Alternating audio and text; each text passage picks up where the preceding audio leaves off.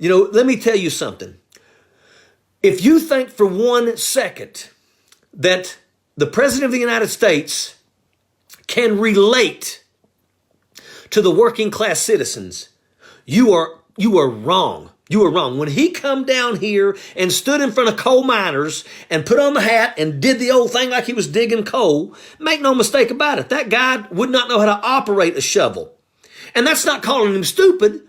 That's saying that Donald Trump's background has never, ever had him do anything in terms of manual labor.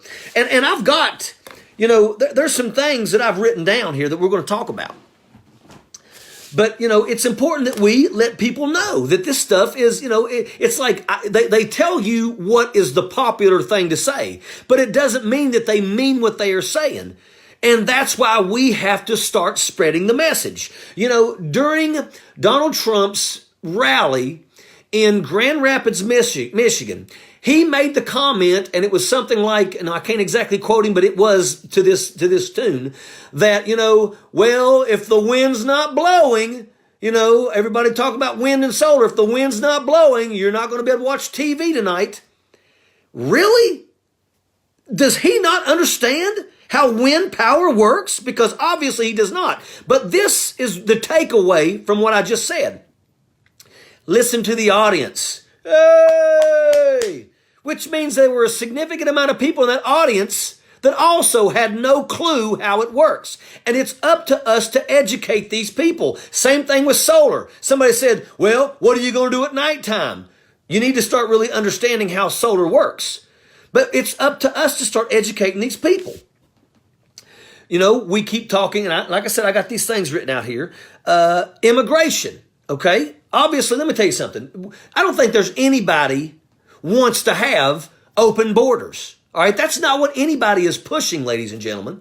But what you have to understand is that, like right now with Donald Trump saying he's going to completely shut down the border.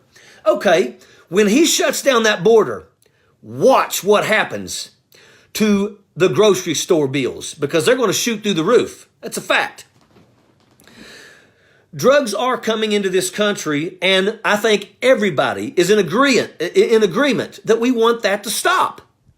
But the majority of drugs are not coming into this country by crossing through the southern border. They're coming in via water.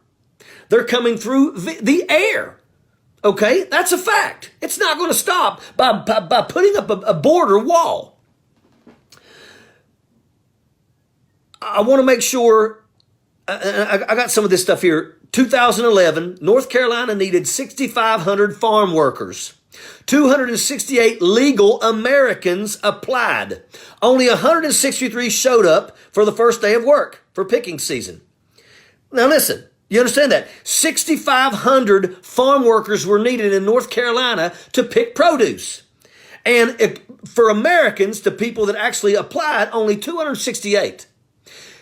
When I was in Iowa, I sat down with farmers, and they told me that if it wasn't for the seasonal migrant workers that come up from Mexico, some of them would go under. So is that what's going to happen? If you shut that border down and you don't allow these people to come here to do the jobs that the majority of people in America don't want to do, then I'm telling you right now, ladies and gentlemen, you're going to feel it. We're going to feel it when you go to buy produce, and all of a sudden what used to cost $1 is now going to cost you $3. And it's going to happen. And for those people out there that don't have a lot of money, you're really going to see the effects of what this is going to do for us. So once again, nobody wants drugs to come across this border. But I'm telling you, ladies and gentlemen, that's not the case. It is proven that the majority of the drugs that come into this country are not coming from the southern border, people jumping over the fence. So that's important that people know.